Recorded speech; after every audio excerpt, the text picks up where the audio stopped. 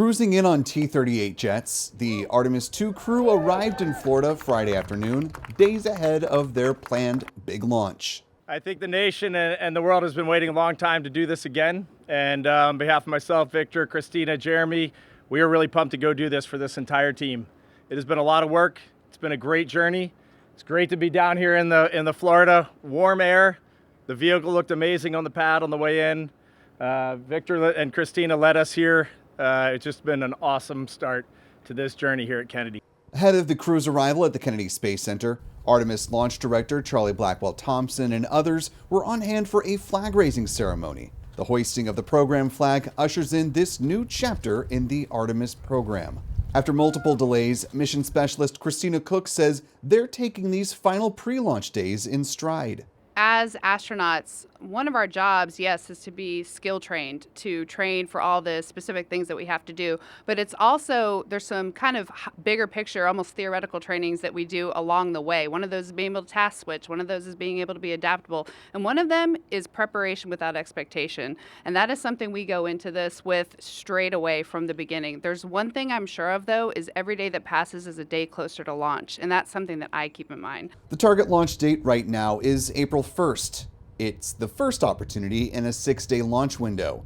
But Mission Commander Reid Wiseman says they're not getting hung up on one specific date or another. The way I kind of think about it in my head is this is the first time we're loading the crew on with fuel on the pad. So we're ready. The rocket is ready. We are ready. NASA is ready. This vehicle is definitely ready to go. We went through the flight readiness review. We are ready to launch, but we're also humans trying to load millions of pounds of propellant onto a giant machine and send it to the moon. So it could very well be that we get on April 1st and we're behind timeline and we're just not ready as a team. And then we'll probably take a 24-hour or a 48-hour pause. In my head, it probably may be a 48-hour pause, regroup, come out on the 3rd, give it a go again, see how it goes. And if we get off on the 3rd, great. If we get off on the 6th, great. If we got an issue and we got to come back in May or June or whenever the vehicle and the team are ready, we are ready for that. Artemis II will be the first crewed flight of an Orion spacecraft, which this crew named Integrity. When you're doing a first with a vehicle, any first, you just get to see people at their best. You are bringing a team, you're giving them challenges, you think you've solved it, then you realize you haven't, and then you see them dig in and dig out of that challenge over and over and over again, and it's just inspiring.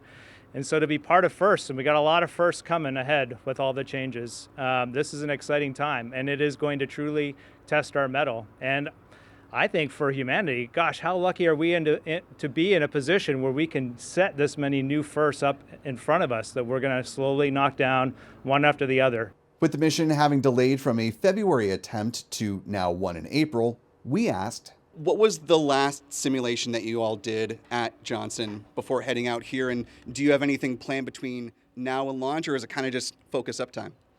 We actually spent a day where we started off with ascent and then we ended with entry.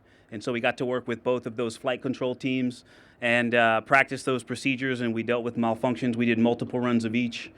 And I'll tell you, the delays that we've had since we went into quarantine the first time in January have opened up opportunities to just really imprint some of the learning that we already had done. But we've also done things that we had not done since, or had not done up to that point. And so we've made the most of this time. And I'll tell you, every time we get out of a sim, I'm like, man, there's some things that we do and we're just like, we are clearly ready to go. But I'm also impressed by how much learning we still do. And I will tell you, the ultimate learning is going to be the mission. And so that's one of the things I'm looking forward to, is coming back and talking about how much we've learned as we fly.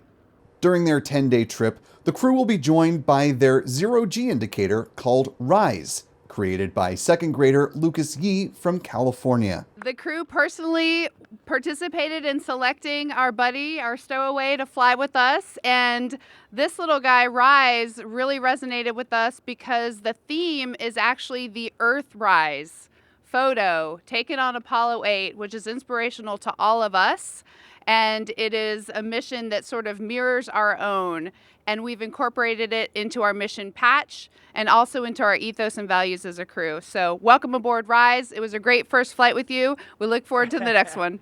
The Artemis II mission comes at a pivotal time for NASA, with the agency changing the Artemis III mission to one now in Earth orbit and also laying out a roadmap for creating a moon base. I will say that in all my conversations with our international partners, especially Lisa here from the Canadian Space Agency, everyone is on board. I don't think any of us want to be looking down on the moon. We could be walking on it.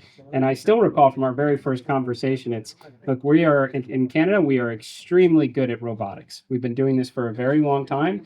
We can contribute an arm to the International Space Station, to the shuttle, to a gateway, or elsewhere. And you tell us, and we're here to contribute. So I have no doubt that we're going to see those robotic skills on display on the surface of the moon, not just with robotic arms, but other unique logistics capabilities as well. The plans that we have, the plans that this agency is setting forth and this nation is setting forth, we cannot do this alone long term. There is no way we are going to take this planet Earth humanity and explore the cosmos unless we are doing it coalition, together, all of us. It is going to take significant investment. It's going to take significant development, new technologies, inventive minds. Everybody's going to have to come together. And I will echo what you always say. If you want to go fast, go alone. If you want to go far, go together. Like, that's been our motto from the beginning. And you feel that right now with a sustainable lunar base, habitat, architecture, and kind of the test, fly, test, develop approach. We have been missing that for a long time, and we are very happy to have that back.